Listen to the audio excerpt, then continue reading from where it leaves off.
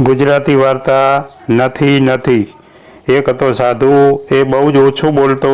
એકવાર ગામનો રાજા એમના દર્શન કરવા આવ્યો। પછી કહે, સાધુ મહારાજ, આજે મારે ત્યાં પ્રસાદ લેવા પધારો। સાધુએ કહ્યું, છે રાજા આ સવારમાં કંઈ સમજો નહીં, તોય એણે જવાબ દીધો, છે। ઠીક કહી સાધુએ જમવા આવવાની હા કહી। બપોરે સાધુ રાજાને ત્યાં જમવા ગયો। ભાતના પકવાન થાળમાં પીરસાયા હતા। એ જોઈ ફરી સાધુએ રાજાને પૂછ્યું, છે? રાજાએ આ વખતે પણ સમજ્યા વગર જ જવાબ દીધો, છે। સાધુએ કહ્યું, ઠીક, તે જમવા બેઠો। રાજાએ આગ્રહ કરીને સાધુને જમાડ્યો। જમી રહ્યા પછી રાજાએ સાધુને પોતાના જ શયનખંડમાં, પોતાના જ સોનાના સત્ર પલંગમાં આરામ લેવાનું કહ્યું। વળી ફરી સાધુએ પૂછ્યું, છે? આ વખતે પણ સમજ્યા વગર જ રાજાએ કહ્યું, છે। ઠીક કહી સાધુ પલંગમાં પોઢ્યો ને ઘડીકમાં ઊંઘી ગયો। રાજાએ શયનખંડનું બારણું બંધ કરી બીજા ખંડમાં આરામ લેવા ગયો। થોડીવાર પછી અચાનક સાધુની ઊંઘ ઉડી ગઈ। તેણે આંખો ઉઘાડી ઓરડામાં નજર કરી તો સામે ભીત પર એક ખીંટીએ રાજાનો નવલખો હાર લટકતો હતો। કંઈ પણ બોલ્યા વગર એકદમ સાધુ પલંગમાંથી કૂદીને ઊભો થઈ ગયો અને હડપ દઈને ખીંટીએથી પેલો હાર ઉપાડી લઈ પોતાની જોડીમાં નાખી તેણે ચાલવા માંડ્યું। રાજા જાગ્યો ત્યારે સાધુ ત્યાં ન હતો। સાથે રાજાનો નવલખો હાર પણ શયનખંડમાં ન હતો। સાધુ હાર ચોરી ગયો હશે એવી તો રાજાને કે કોઈને કલ્પનાએ કેવી રીતે આવે? તેથી ગુનો ગણાયો મહેલના નોકરોનો। રાજાએ મહેલના નોકરોને ભેગા કરી ડાર્યા અને માર્યા। કેટલાને તો બાંધીને ફટકાર્યા અને અંધારા કેદખાનામાં પૂરી દીધા। પણ હાર મળ્યો નહીં હોય તો મળે ને, ગુનો પકડાયો નહીં, ગુનો થયો હોય તો પકડાય ને, ચોર જલાયો નહીં, ચોર હોય તો જલાય ને। પણ રાજાને એની ખબર નથી એટલે એણે તો ગુસ્સામાં આણી ઘણાઓને ઘણી સજા કરી નાખી। આ બાજુ સાધુ જોડીમાં નવલખો હાર લઈને પોતાના મુકામે આવ્યો। આમ તો તે રોજ એક ઝાડ હેઠળ સાથરા પર સૂઈ રહેતો હતો, પણ આજે એ જગ્યા એને ગમી નહીં। તે બોલી ઉઠ્યો, આવી ગંદી જગ્યામાં કોણ રહે?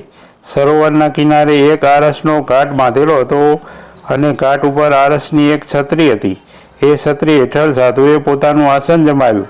પછી કહે, હું કંઈ સાધારણ સાધુ નથી, સાધુરાજ છું। રાજાઓ પણ મારી સેવા કરે છે। હું ધારું તો આ આખોય ઘાટ સોનાનો બનાવી દઉં। એટલામાં કેટલાક માણસો આ ઘાટ પર ફરવા આવ્યા। સાધુએ એમને જોતા જ બૂમ મારી, એ અહીં કેમ આવ્યા છો? માણસોએ કહ્યું, હવા ખાવા। સાધુએ કહ્યું, હવા કંઈ એમ મફતમાં નથી ખવાતી, એના પૈસા દેવા પડે છે। લાવો પૈસા। પૈસા વળી કેવા તે કલદા રૂપિયા, મૂળાના પતિકા જેવા। આ ઘાટ મારો છે, આ હવા મારી છે, હું એનો માલિક છું। હું અહીં કોઈને મફતમાં હવા ખાવા દેવાનો નથી। ધરી દો રૂપિયા, નહીં તો આ ચીપિયો જોયો છે? હવા ખાવા આવેલા લોકો ચીપિયો ઉપડતો જોઈને ભાગ્યા।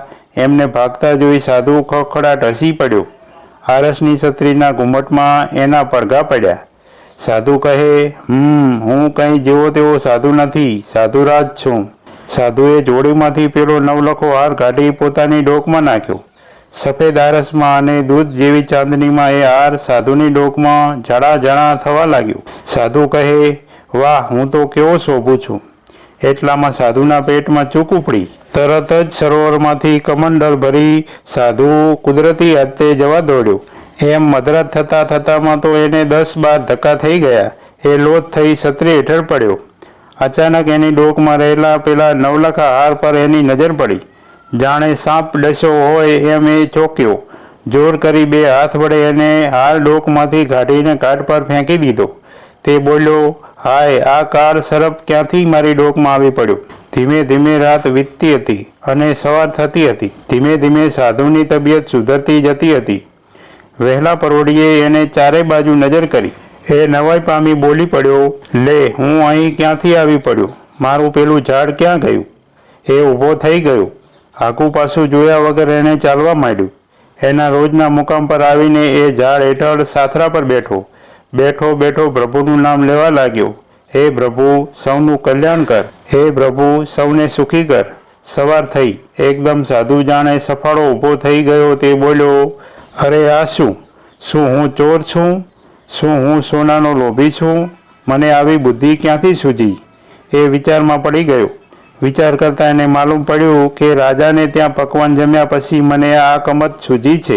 નક્કી એ અન્નમાં જ એવું કંઈક હોવું જોઈએ. તરત એણે દોટ મૂકી. એ સીધો રાજમહેલમાં રાજાની સામે જઈને ઊભો ને બોલ્યો, નથી નથી. રાજાએ નવાઈ પામી પૂછ્યું, શું નથી મહારાજ? સાધુએ કહ્યું, નથી નથી. રાજાએ હવે ચોખ્ખું કરી કહ્યું, સાધુ મહારાજ, પહેલાં આપ છે કહેતા હતા ત્યારે હું તે નહોતો સમજ્યો, અને આજે નથી કહો છો ત્યારે હું તે નથી સમજતો. કૃપા કરી હવે આ છે અને નથીનો અર્થ મને સમજાવો તો સારું. સાધુએ હવે મૌન તોડ્યું. એણે કહ્યું, હે રાજા, મેં તને પહેલાં પૂછ્યું કે છે ત્યારે હું એમ પૂછતો હતો કે બધું શુદ્ધ છે? તારા અન્નમાં ભેળસેળ તો નથી ને? અને તે કહ્યું કે છે. તે મને સત્ર પલંગમાં સૂવાનું કહ્યું ત્યારે મેં પૂછ્યું કે તારા ધનમાં ભેળસેળ તો નથી ને? એ શુદ્ધ છે? તે કહ્યું કે છે, પણ પછી મને અનુભવે જણાવ્યું કે એ નથી.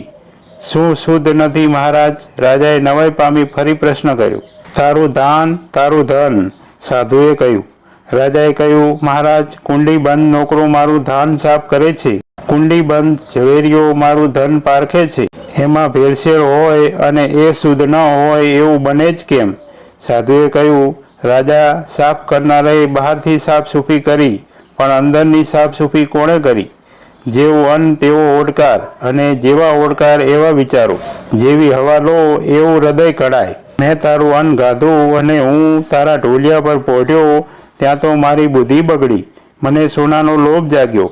તારા શયનખંડમાંથી તારો નવલખો હાર મેં ચોરી લીધો ને તે મારી જોડીમાં નાખી મેં ચાલવા માંડ્યું. રાજાએ નવાઈ પામી કહ્યું, હોય નહીં મહારાજ, મારો હાર મારા કોઈ નોકરે જ ચોર્યો છે, પણ તમે તેને બચાવવા તમારા માથા પર આળ વહોરી લો છો.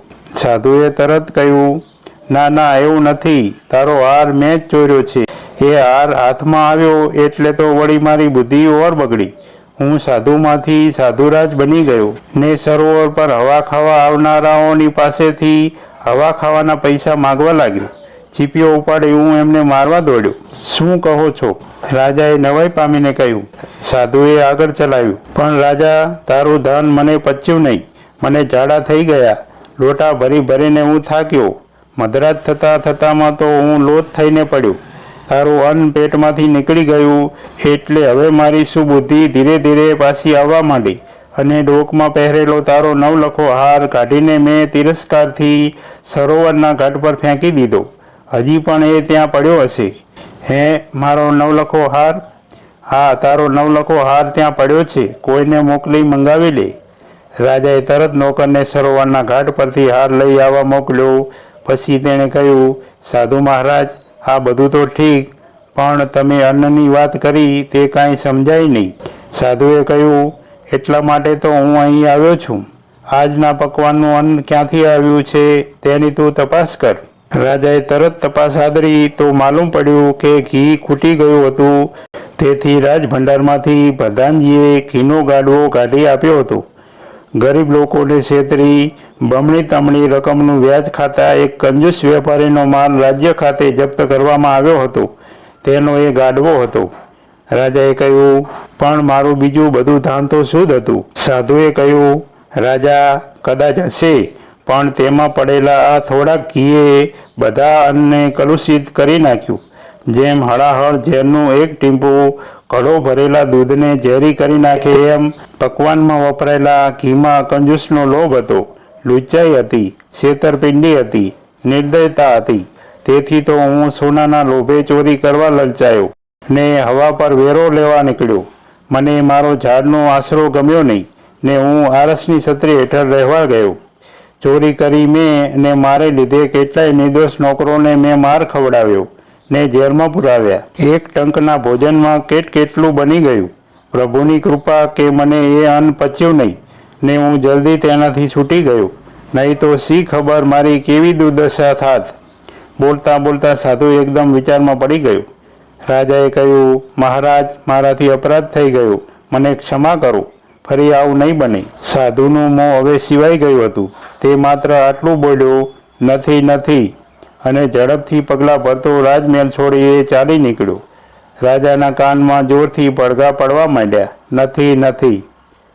મિત્રો, આવી દરરોજ નવી વાર્તા સાંભળવા માટે સબસ્ક્રાઈબ કરો અમારી ચેનલને. ધન્યવાદ. જય હિન્દ, જય ભારત.